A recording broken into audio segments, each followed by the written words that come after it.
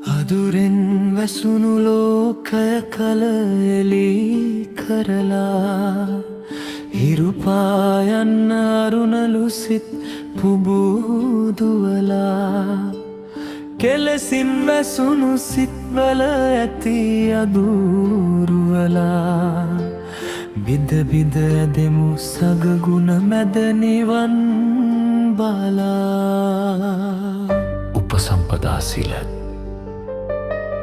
අපරිමිත මහා ගුණයක් වී මහා පලාතකටම